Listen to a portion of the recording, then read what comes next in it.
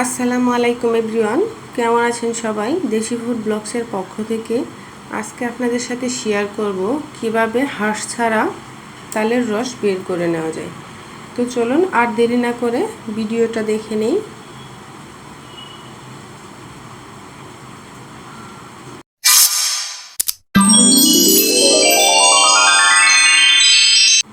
প্রথমে তাল থেকে তালের উপরের চাটকিটা খুলে নিব।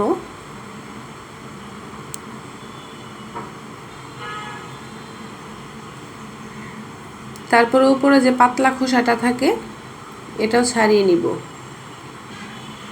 অবশ্যই সেক্ষেত্রে কিন্তু পুরোপুরি পাকা একটা তাল নিতে হবে। তালটা ভালো করে পাকা নিতে হবে, না হলে কিন্তু ছোলাতেও কষ্ট হবে আর রসটা বের করতে অনেক কষ্ট হয়ে যাবে।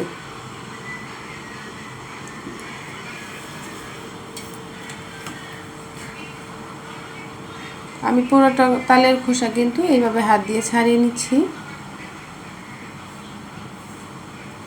ছাড়ানো হয়ে গেছে, এবার এটাকে ভাগ করে নিব।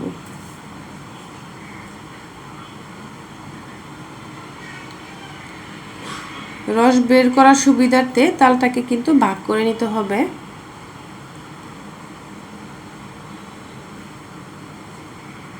এবার রসটা বের করতে যেন কষ্ট না হয় তার জন্য হাতের সাহায্যে একটু খুলে নিচ্ছি। তারপর পানিতে ভিজিয়ে রাখবো 10 থেকে 15 মিনিটের মতো। অল্প একটু পানিতে ভিজিয়ে রাখলেই হয়ে যাবে। আমি 15 মিনিটের মতো ভিজিয়ে রাখছি, তাতে তালের রসটা তাড়াতাড়ি বের হবে। ফিরে আসলাম 15 মিনিট পর। তালের আটিটা কিন্তু অনেকটাই নরম হয়ে গেছে। এবার একটা প্লাস্টিকের ঝুড়ি নিয়েছি আমি। এরকম ঝুড়ি প্রায় সবার বাড়িতেই থাকে। একটা পাতিল নিয়েছি, এর ভিতরে তালের আটিটা নিয়ে আস্তে আস্তে ঘষে রসটা বের করে নিব। আপনারা চাইলে হাত দিয়েও বের করতে পারেন। হাত দিয়ে বের করলে রসটা কিন্তু পরবর্তীতে আবার ছাকনা দিয়ে ছাকতে হবে। এভাবে প্লাস্টিকের ঝুড়িতে নিয়ে এইভাবে আস্তে আস্তে করে ঘষা দিয়ে রসটা বের করলে পরবর্তীতে আর কোনো ছাকার ঝামেলা থাকবে না। এভাবে ভিজিয়ে রাখলে কিন্তু অনেক সহজেই তালের রসটা বের করা যায়। সবগুলো আটি আমি এইভাবে ঘষে ঘষে রস বের করে নিব।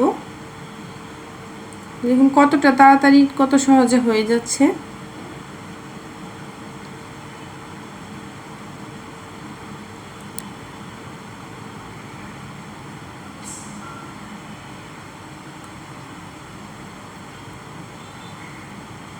আপনারা চাইলে হালকা একটু পানিও অ্যাড করতে পারেন। আমি কোনো পানি অ্যাড করছি না, ভিজিয়ে রেখেছিলাম, এতেই হয়ে যাবে। হয়ে গেছে। এভাবে সবগুলো আটি আমি রস বের করে নিচ্ছি।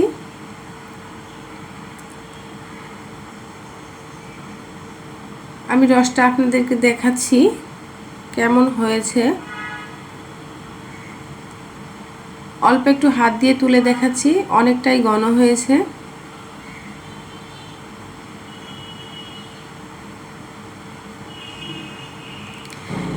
ভিতরে কোনো হাঁস নেই, তারপরও আমি আপনাদেরকে ঘন একটা ছাঁকনি দিয়ে ছেঁকে দেখাচ্ছি।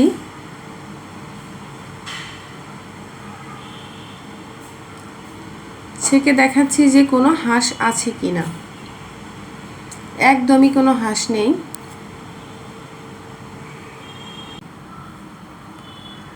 দেখুন পরিষ্কার দেখা যাচ্ছে যে কোনো ধরনের হাঁস নেই। তারপরও আমি আপনাদেরকে ভালো করে দেখিয়ে দিলাম। প্লাস্টিকের ঝুড়ি দিয়ে তালের রসটা বের করলে কিন্তু কোনো রকমের হাঁস থাকে না। এবার আমি এই রসটাকে ঝুলিয়ে নিব। ঝুলিয়ে নেওয়ার জন্য এরকম একটা শপিং ব্যাগ ব্যবহার করছি আমি। আপনারা চাইলে কাপড় ব্যবহার করতে পারেন। শপিং ব্যাগটা আগে থেকে ভালো করে ধুয়ে পরিষ্কার করে রেখেছিলাম। এইভাবে মুঠিটা বেঁধে ঝুলিয়ে রাখবো। যেহেতু এই তালটাতে কোনো রকম তিতার কোনো ভাব নেই, আগেও খেয়েছি আমি, তারপরও ঝুলিয়ে রেখে আপনাদেরকে দেখাচ্ছি কিভাবে ঝোলাতে হবে। এবার নামিয়ে নিব আমি কিছুক্ষণ পর আমি নামিয়ে নিচ্ছি। তালের রসটা কিন্তু তিতা পানিটা পরে অনেকটাই ঘন হয়ে গেছে। আরও ঘন করতে চাইলে আরও বেশিক্ষণ ঝুলিয়ে রাখবেন। আমি 2 থেকে 3 ঘন্টার মতো ঝুলিয়ে রেখেছিলাম। তো এবার একটা বক্সে তুলে নিব আমি রসটা সংরক্ষণ করে রাখার জন্য। এভাবে একটা বক্সে তালের রসটা সংরক্ষণ করে রাখলে প্রায় 3 থেকে 4 মাসের মতো খেতে পারবেন। তো আমার ভিডিওটা যদি ভালো লেগে থাকে অবশ্যই লাইক, কমেন্ট, শেয়ার করে দিবেন আর পাশে থাকা বেল বাটনটি অন করে দিবেন আমার নতুন নতুন ভিডিও পাওয়ার জন্য। সবাইকে ধন্যবাদ। সবাই ভালো থাকবেন, সুস্থ থাকবেন। সেই পর্যন্ত আল্লাহ হাফেজ।